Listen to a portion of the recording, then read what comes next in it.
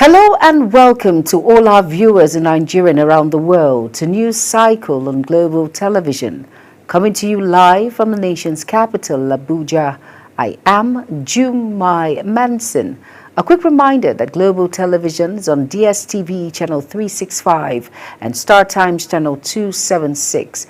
You can download the Global TV Nigerian mobile app for Android and iOS devices to keep track of our broadcast. Now the news in full. The Association of Local Government of Nigeria, ALGON, has commended the progress made in implementing the Supreme Court judgment that granted financial autonomy to local governments in Nigeria. Chairman of ALGON's Board of Trustees, Honorable Odunayo Atogbero, made this while addressing journalists after a closed-door meeting with its members. Sharon J. has the details. The chairman of ALGON's Board of Trustees, Honorable Odunayo Atogbero, emphasizes the need for autonomy to address critical issues such as security, health, and education at the grassroots level. With over 80% of Nigerians residing in local government areas, ALGON stresses the importance of empowering local government to drive social, political, and rapid development. Reports that so far so good. We are impressed the way they are handling the implementation. Even in spite of some bottlenecks, I want to believe they are making progress. And all these are in the interest of, we need, as the administrators at the local government level, to ensure that life is made better, for the citizens at the local government level.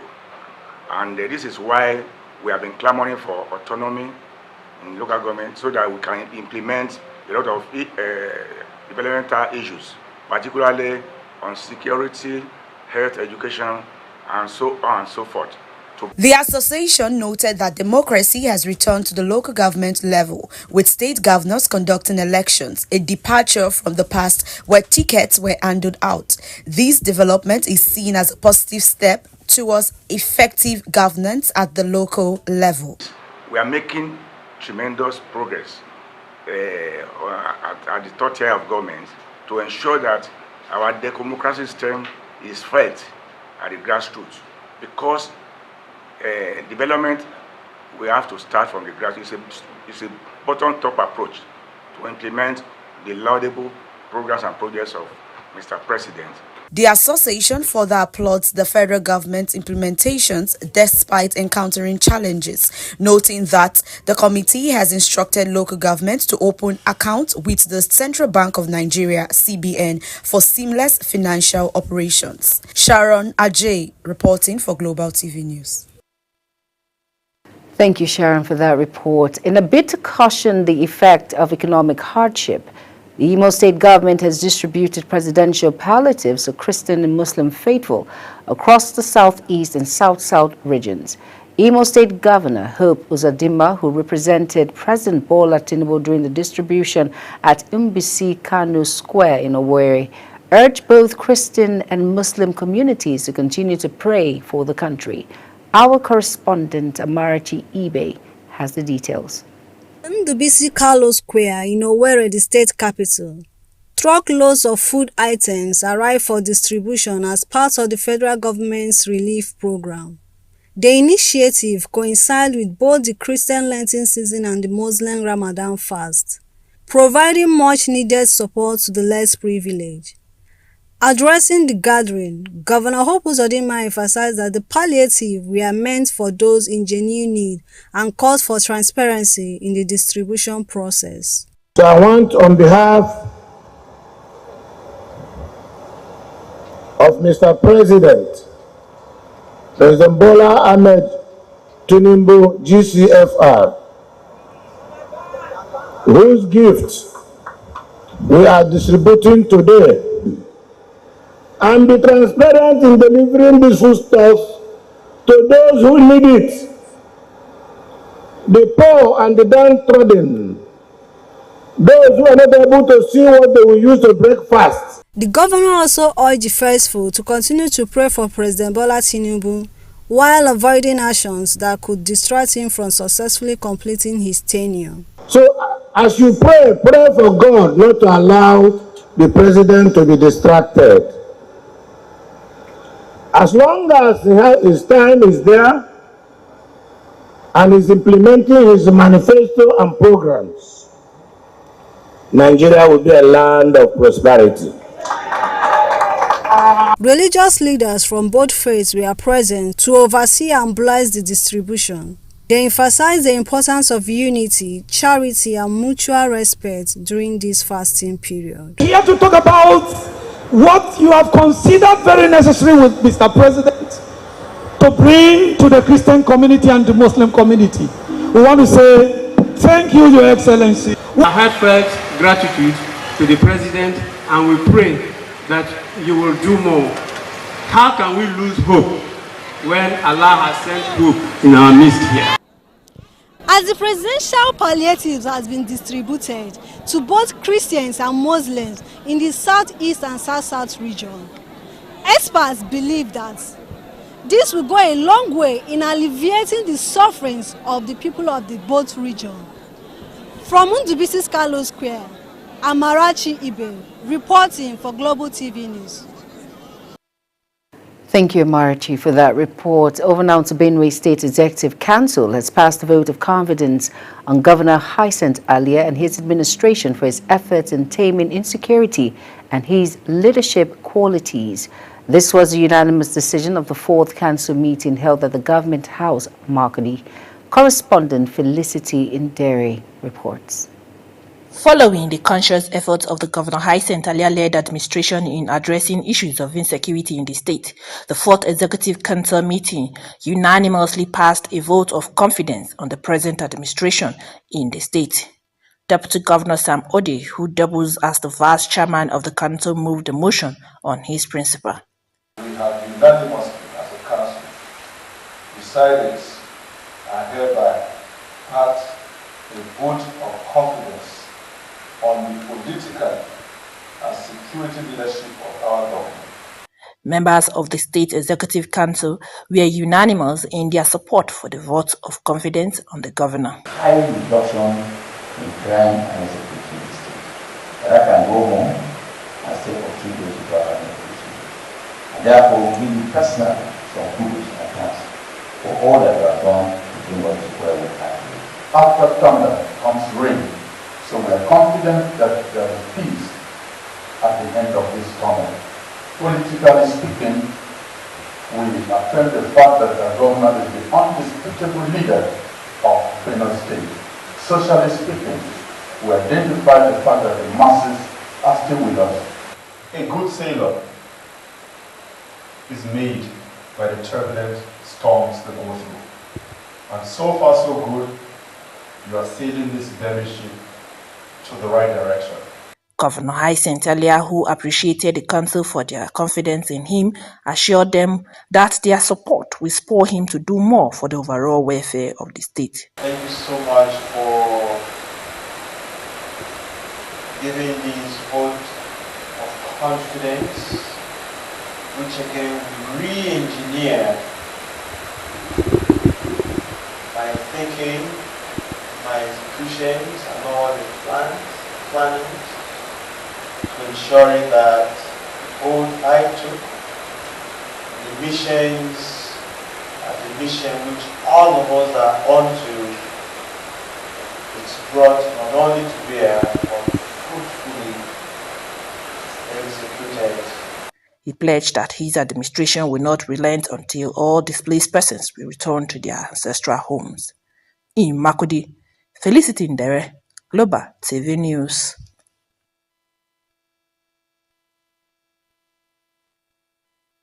Thank you, Felicity, for that report. The Nigerian Governors Forum says it cannot take a position on President Bola Tinubu's state of emergency in Rivers State, emphasizing its role as a platform for promoting unified policies and collaborating for sustainable socio-economic growth. In a statement, NGF's Director General Abdul Lateef Shittu says taking positions on divisive partisans issues, regardless of how it's phased, reflects a poor understanding of history.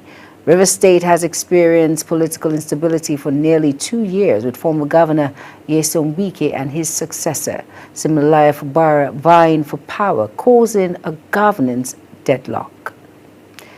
Meanwhile, the senator representing Anambra Central in the National Assembly, Victor Ume, has fired back at allegations that he received a $10,000 bribe to support President Bola Ahmed Tinubu's state of emergency declaration in Rivers State. A report alleged that 42 senators were allegedly paid to back the decision to suspend Governor Siminalayi Fubara. However, in a statement, Ume dismissed the accusations as baseless blackmail, insisting that he was not part of any deal. Former President Goodluck Jonathan has stated that suspending elected officials in Rivers State could tarnish the country's image. He made the remark at the Hastumari Foundation Kalunkum in Abuja. Jonathan, while sharing his thoughts about political turmoil in Rivers State, said, although it is not the norm for former presidents to comment on issues in the polity so as not to heat up the polity, he insisted that the image of the country and how much investments a country attracts is heavily dependent on the actions of the executives, legislature, and judiciary of the country.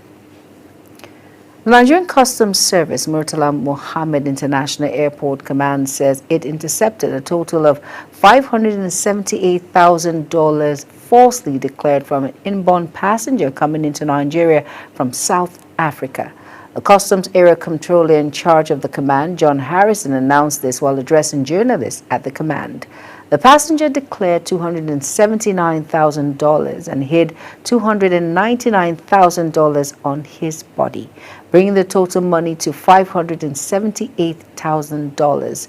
This contravenes the threshold of $10,000 approved by law. The cash handed over to the Economic and Financial Crimes Commission was jointly counted and confirmed by Customs and Trinity Craft Agency. The chairman of the Progressive Governors Forum and governor of Imo State, Hope Uzodinma, has commended President Bola Tinubu for his proactive intervention in the political crisis in Rivers State. Governor Uzodinma also praised the National Assembly for standing with the president in effort to restore stability in Rivers State. Amarachi Ibe has the details. The Imo State Governor Hope Uzodinma and chairman of Progressive Governors Forum has thrown his weight behind President Bola Tinubu's state of emergency in Rivers State. Uzodinma says the heightened tensions fueled by the State House of Assembly to impeach the governor of Rivers State poses a serious threat to national security. As far as we are concerned, is supporting the action taken by the president to restore normalcy and secure the state, and by extension the country. So we are in support of it, and we will pray that all the parties should show remorse and restraint to allow wise counsel to prevail. The governor also commended the National Assembly for supporting President Bola Tinubu's declaration of state of emergency in the state. He therefore called on all the political actors to shield their sword and embrace dialogue. I think the action of the National Assembly aligns properly with the national interest, and I commend the National Assembly for supporting the action of the president and supporting the action position taken by all reasonable members of the political class in Rivers State. Political analysts say that the state of emergency in Rivers State is an opportunity for those concerned to come to terms for the sake of the state. From Government House, Owerri, Amarachi Ibe, reporting for Global TV News. You are watching the live broadcast of News Cycle. When News Cycle returns, Trump revokes security clearance for Harris, Clinton, and others. Details coming shortly for foreign and sports stories on the other side of this break. Please stay with us.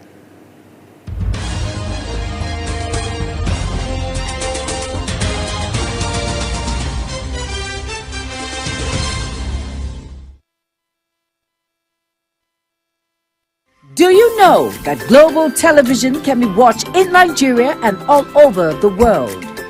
Download the Global TV Nigerian mobile app for Android and iOS devices to watch global television real-time from around the world.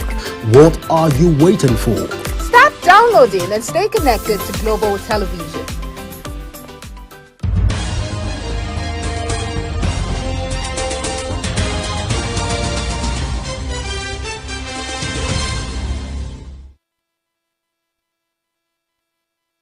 You're welcome back, and if you're just tuning in, this is News Cycle on Global Television.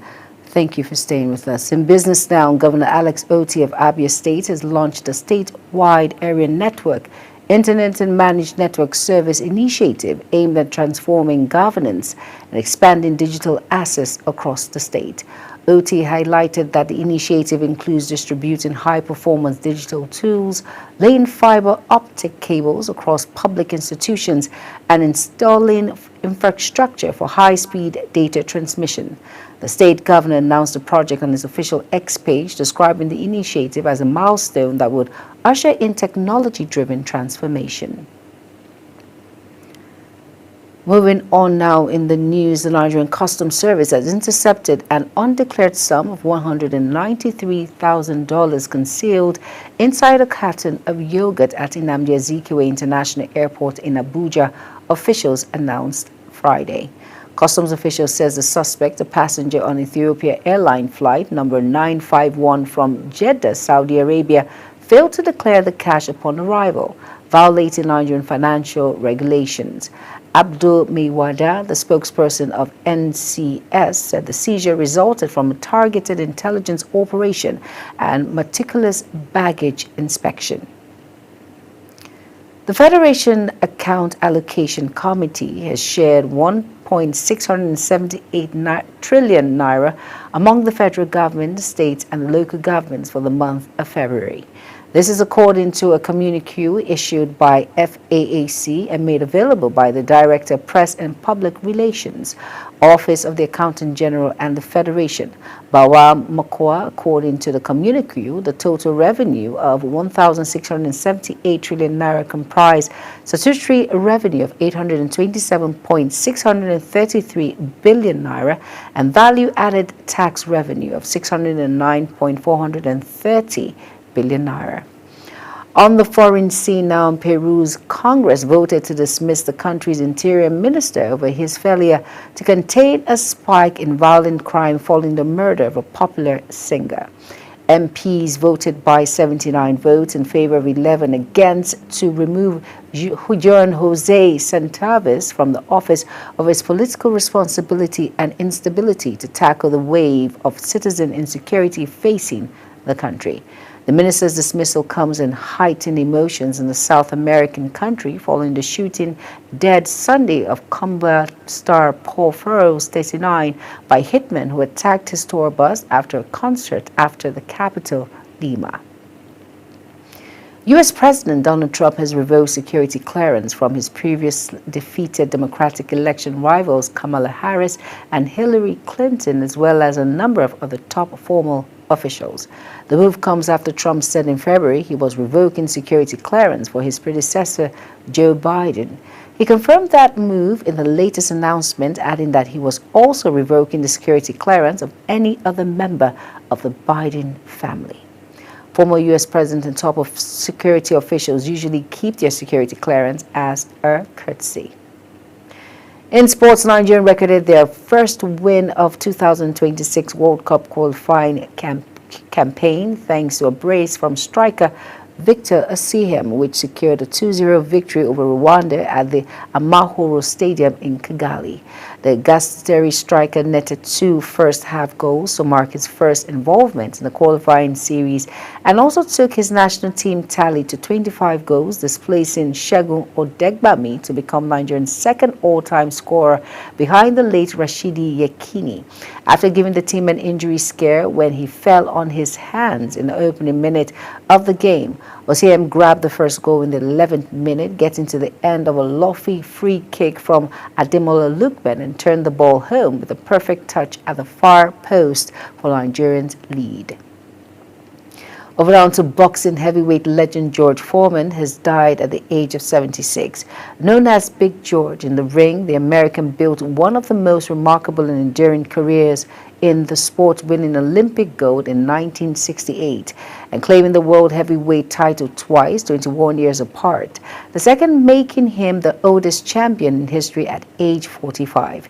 He lost his first title to Muhammad Ali in their famous Rumble in the Jungle fight in 1974, but overall he boasted an astonishing total of 76 wins, including 68 knockouts, almost double that of Ali. And that's it on Global TV News Cycle. Kindly follow us across all social media platforms now showing on your screen by using @Global TV NG. You can download the Global TV Nigeria mobile app for Android and iOS device to keep track of our broadcast.